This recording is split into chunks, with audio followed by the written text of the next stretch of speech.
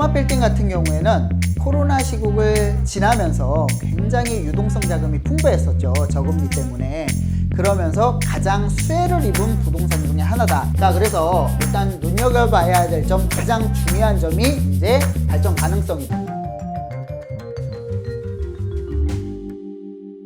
안녕하세요, 이충민입니다. 오늘 이 시간에는 꼬마 빌딩에 대해서 한번 살펴보는 시간을 갖도록 하겠습니다.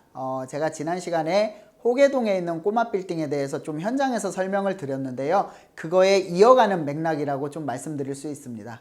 꼬마 빌딩 같은 경우에는 코로나 시국을 지나면서 굉장히 유동성 자금이 풍부했었죠. 저금리 때문에.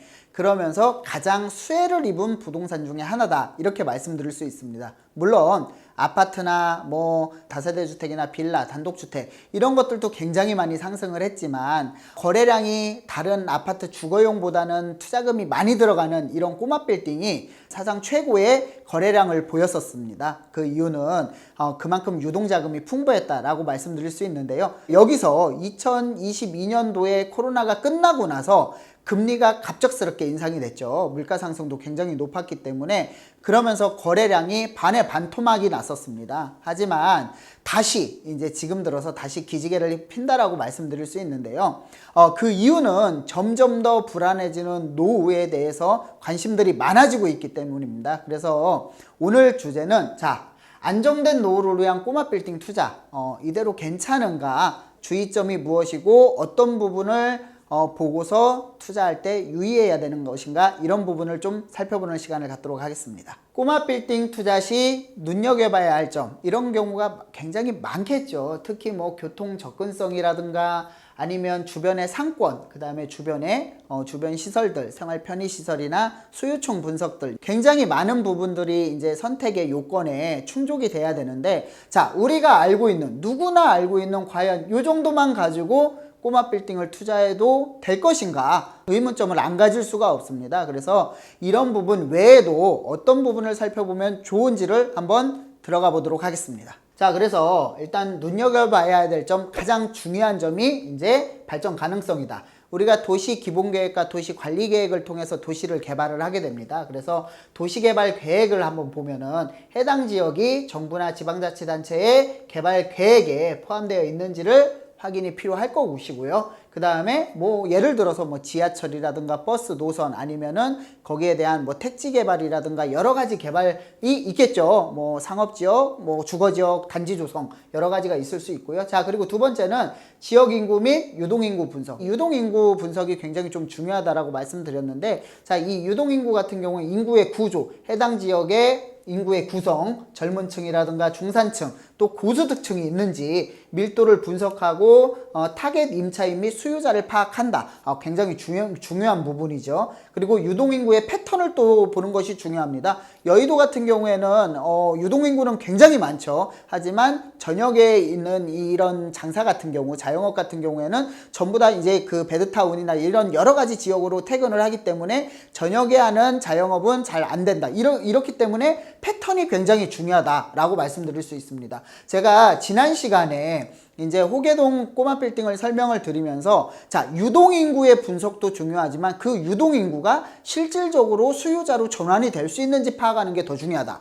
여기를 보시면 그 설명과 상통한다, 맥이 상통한다라고 볼 수 있고요. 유동인구의 패턴을 분석하는 것이 유효 수요로 전환할 수 있는 그 수요층을 만들어낼 수 있는지, 이런 부분들이 파악이 된다라고 볼 수 있습니다. 그래서 여기에서 한번 설명을 드리면요. 첫 번째, 이 발전 가능성, 도시개발 계획 발전 가능성을 설명을 드리겠습니다. 우리가 꼬마 빌딩을 투자한다는 것은 첫 번째, 수익형 부동산이죠.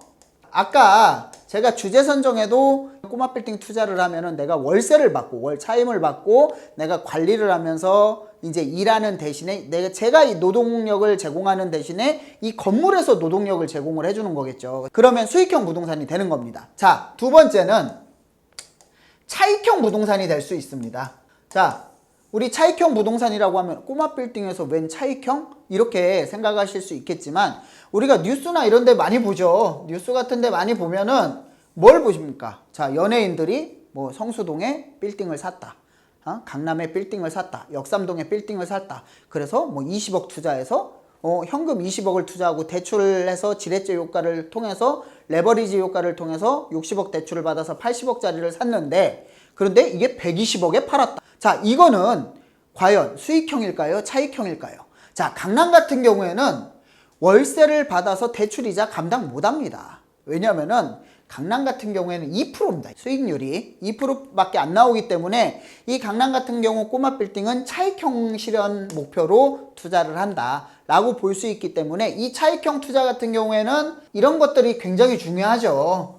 지하철 노선이라든가 주거단지 조성이라든가 상업지역 조성 이런 부분들이 굉장히 좀 중요하다라고 볼 수 있고요. 이어서 설명을 드리면 세 번째는 지역 경제 및 부동산 시장 동향. 이 부분도 굉장히 좀 중요하죠. 자, 부동산 가격 변동이 최근 몇 년간 해당 지역의 부동산 가격 변동 추이를 분석해 봐야 되는 게 중요합니다. 왜냐하면은 이 꼬마 빌딩이라는 것은 꼭 수익형만 한정되어 있지 않기 때문에 차익형 실현도 가능하기 때문에 이 점은 크게 염두를 해 두셔야 되고요. 가격 상승 또는 하락에 대한 경향을 파악하는 것이 중요하다. 왜냐하면 우리나라 같은 경우 이제 지역적으로 국지적으로 이제 부동산 동향 파악이 굉장히 시장이 다르기 때문에 이런 파악이 중요하고요. 자, 공실률. 건물의 공실률이 낮은 지역은 임대 수익의 안정적일 가능성이 굉장히 높아지겠죠. 이런 부분들은 제가 이론적으로 설명을 알고 계시겠지만 한 번 더 학습하는 복습한다라고 좀 보시면 될 것 같고요. 공실률이 높은 지역은 임차인을 구하기가 굉장히 어렵습니다. 내 건물과 또 경쟁 구도를 하는 임차인들이 많기 때문에 임차인 구하기가 굉장히 어려움이 있고요. 자, 그리고 공실률은 뭐와 직결됩니까? 바로 수익률과 직결이 됩니다. 그래서 임대료 추이 같은 경우에는 임대료 상승률을 분석하고 공실률이 많거나 아니면 임대료가 주변에 상권이 쇠퇴하거나 아니면 노후도가 심하거나 이러면은 상승폭이 둔화가 되겠죠. 아니면 임대료가 오히려 떨어지는 지역도 있습니다. 그렇기 때문에 임대료 분석하고 투자 수익률을 예측할 수 있는 이런 부분들이 있습니다. 그리고 임대료가 지속적으로 상승을 하는 지역은 안정적인 수익률을 좀 기대할 수 있다. 이렇게 설명을 드릴 수 있습니다. 자, 그래서 마지막으로 좀 설명을 들으면요. 이 부분 같은 경우에는 좀 전문가와 상담할 부분들이 많습니다. 일반인들이 접근하기에는 조금 어려운 인허가 절차라든가 건폐율 용적률이라든가 이런 부분이 있기 때문에 전문가와 상의를 하면서 좀 선택을 하는 부분이 좋을 것 같고요. 자, 설명을 드리면 법적 규제입니다. 우리나라 같은 경우는 공법상 건축법이 있습니다. 건축법이라든가 여러 가지 개발 제한 그린벨트법 그 다음에 주택법 여러 가지 법의 규제를 받기 때문에 이런 건축법에 정하는 용도지역 제한 같은 것도 있고요. 여기가 1종이라든가 2종 일반 주거지역이라든가 이런 것도 있습니다. 해당 지역의 건축법 또는 용도지역 제한 등을 파악해서 건물의 용도 및 개발 가능성을 확인하는 것이다. 자, 우리가 여기에다가 주택을 지어야 되는데 여기다가 상가를 짓고 그 다음에 여기다가 다른 업종을 짓고 이럴 수는 없는 거거든요. 그렇기 때문에 이런 부분들을 좀 꼼꼼하게 전문가와 상담을 할 필요가 있을 것 같고요. 그 다음에 건폐율 및 용적률 같은 경우도 지금 같은 경우에는 지자체마다 약간씩 차이가 있습니다.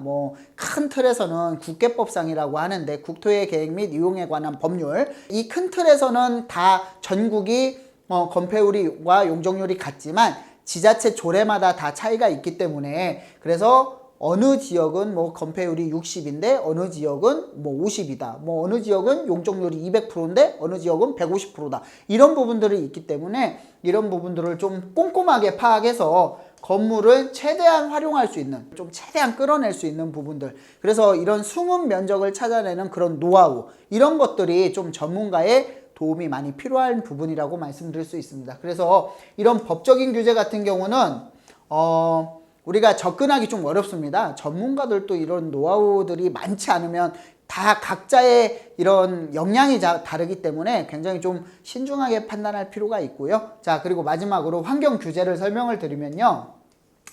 자, 요즘에 환경 규제에 대해서 신경을 많이 쓰죠.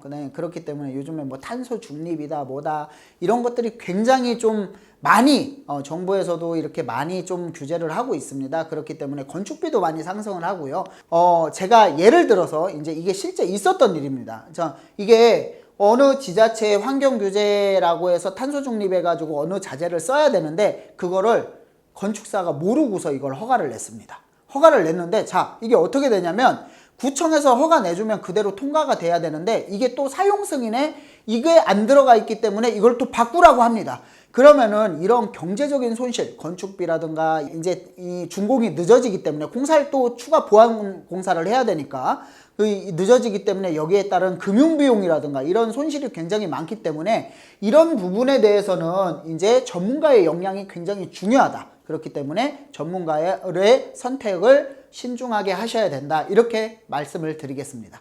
자, 이 사진은 제 전 유튜브 방송을 보신 시청자분들은 좀 아실 거라고 생각이 됩니다. 많이 보신 사진 같은데, 자, 이 사진 같은 경우에는 제가 이제 직접 호계동에 이제 시행과 시공, 땅을 찾는 것부터 매입, 그 다음에 시공까지 같이 해서 임대까지 다 맞춘 그런 건물이라고 볼 수 있고요. 제가 그림으로 좀 설명을 드리겠습니다. 자, 이게 유효수요, 그러니까 유동인구, 강남에 하루에 일평균 인구가 20만 명의 유동인구가 있는데 그렇게 따지면 강남에 있는 1층 상가는 전부 다 공실이 없어야 되겠죠.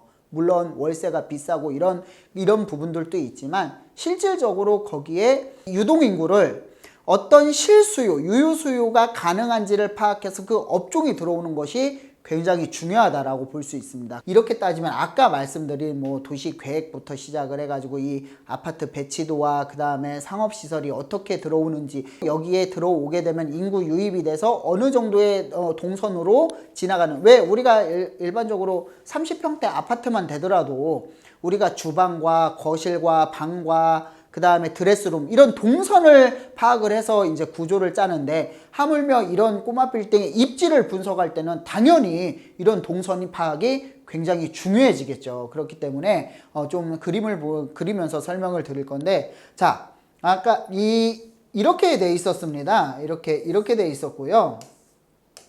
이쪽에는 이제 2,900세대의 아파트 단지였고 제 위치는 여기였습니다. 자, 그리고 이쪽에 이제 길을 조금 건너면 여기에 초등학교가 있고요. 여기가 고등학교가 있었습니다.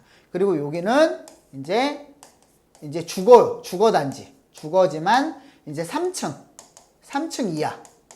이하 주거단지가 좀 구성이 돼 있었습니다. 자, 이게 어떤 의미를 갖느냐. 제가 이 땅을 매입할 때는 여기 아파트가 없었고요. 개발 계획만 나와 있었고요. 그리고 가장 중요한 것이 아파트 배치도였습니다. 이 배치도를 보니까 여기가 후문이더라고요. 그리고 초등학교가 여기 있습니다. 여기 있는 아파트에 있는 초등학생들은 이쪽으로 전부 다 배정을 받고요. 그러면 이 초등학생들은 당연히 통학로가 되겠죠. 초등학생과 초등학생 학부모들을 타겟으로 잡아서 여기에 업종을 넣으면 여기는 안정적인 수익과 또 미래 수요가 증가하죠. 그러면 수익이 올라갑니다. 자, 그러면은 차익도 올라갑니다. 자, 이런 구조는 꼬마 빌딩의 최고의 효과를 볼 수 있겠죠. 우리가 말씀드린 수익형 부동산이라고 해도 수익률이 올라가면 수익률에 따라서 매매가가 거의 결정이 나기 때문에 유동인구가 유효수요로 전환이 돼서 계속적으로 장사가 잘 되고 매출이 상승하면 누구나 들어오고 싶어 하는 건물이 되겠죠. 그러면은 월세가 올라가고, 월세가 올라간다는 건 당연히 매매가, 차익까지 실현할 수 있는 이런 위치를 선정하는 것이 굉장히 중요하다. 그래서 아까 말씀드렸듯이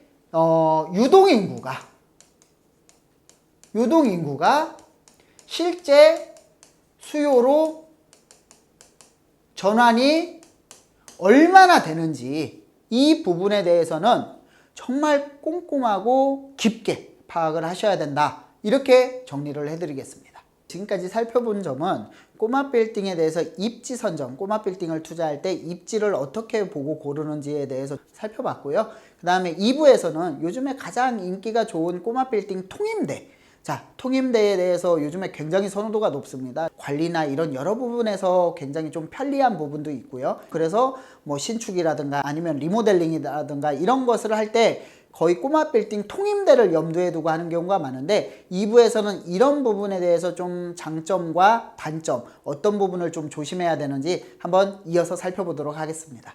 자, 1부는 여기서 마치겠습니다. 감사합니다.